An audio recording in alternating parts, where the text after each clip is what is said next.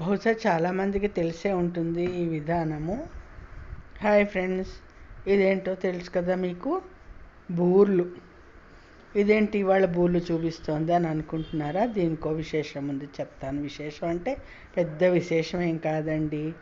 నేను చేసిన పని అన్నీ డబుల్ పనులు చేస్తూ ఉంటాను అన్నమాట.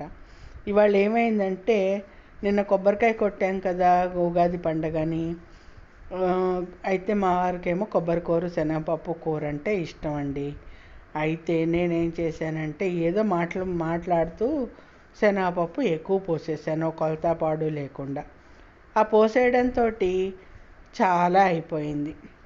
సగమేమో కూర చేసేసాను. ఆ తర్వాత మిగిలింది ఏం చేశానన్నది ఈ వీడియో చూడండి, మీకు తెలుస్తుంది. ఈ డిష్లో ఉన్నది పొడి పిండి అండి, బియ్యం పిండి అండి. నిన్న చలిమిడి కోసమని బియ్యం నానబెట్టి చేసింది అనమాట కొద్దిగా. అయితే ఆ పిండికి నేనేం చేశానంటే, కొంచెం మినపప్పు నానబెట్టి ఇందులో కలిపాను అన్నమాట.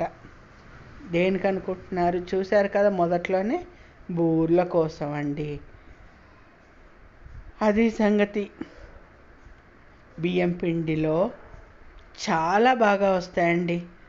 ఇలాగా మనము పిండిని రుబ్బింది దోశల మాదిరిగా చేసుకోవాల్సిన అవసరం లేదు. ఇలా కూడా చేసుకోవచ్చు. అందుకోసమనే నేను మీకు చూపిస్తున్నాను. చూశారు కదా, పొడిపిండిలో నేను నాకు ఉజ్జాయింపు బాగా అలవాటండి. ఒక చిటికెడు ఉప్పు వేసేసాను. ఒక గుప్పెడు పప్పు, అంటే కొంచెం ఎక్కువే నానబెట్టాను పిండి మినుములు. కాకపోతే ఇందులోకి రుబ్బిన దాంట్లోంచి కొంచెం నాకు ఉజ్జాయింపుగా తీసుకున్నాను.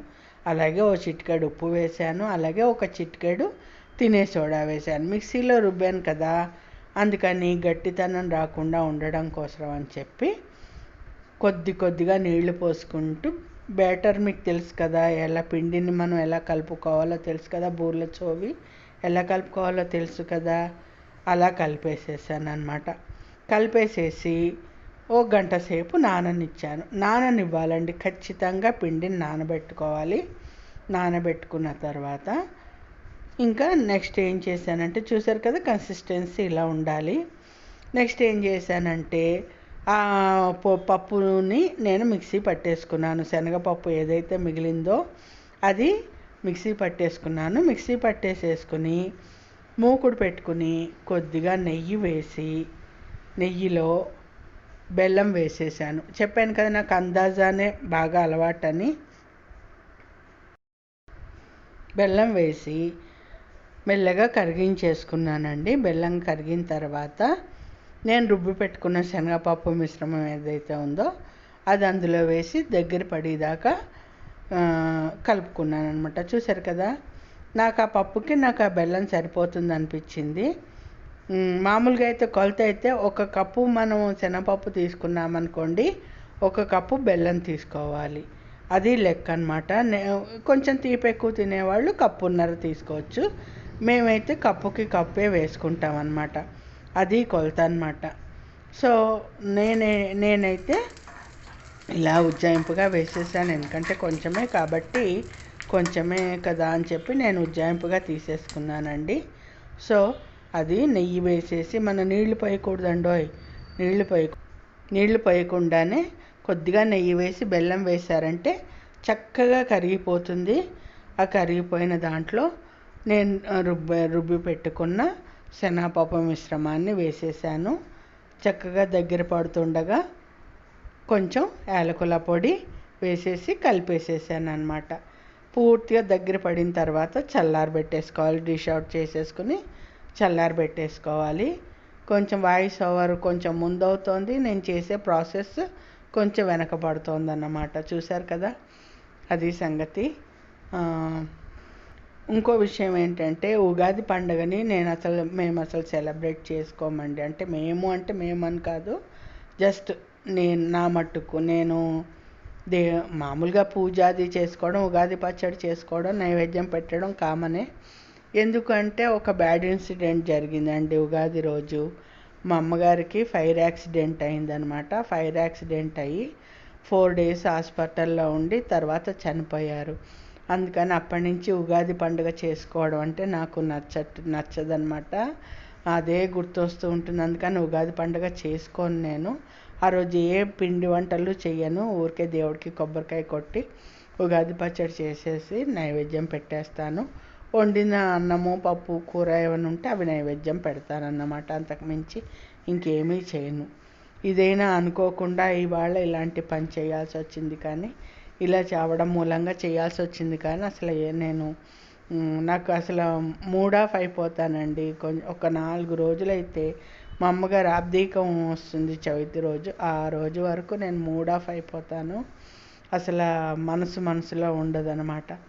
అది ఫ్రెండ్స్. ఇంకా ఏంటంటే ఈ పప్పు వేస్ట్ అయిపోకూడదని చెప్పి చెయ్యడం అన్నమాట. అంతకు మించి ఇంకేం లేదు. చూశారు కదా ఎంత బాగా వస్తున్నాయో.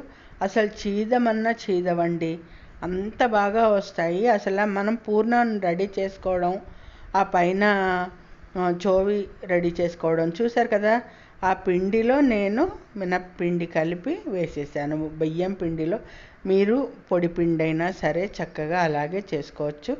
ఎటువంటి ప్రాబ్లం ఉండదు. చాలా సాఫ్ట్గా ఉంటాయి.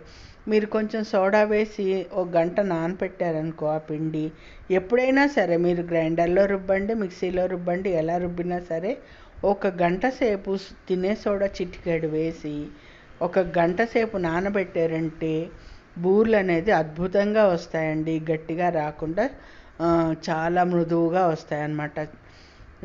అర్థమైంది కదా మీకు? చూశారు కదా, ఎక్కడ కొంచెం కూడా నూనె పాడవలేదు. చూసారా?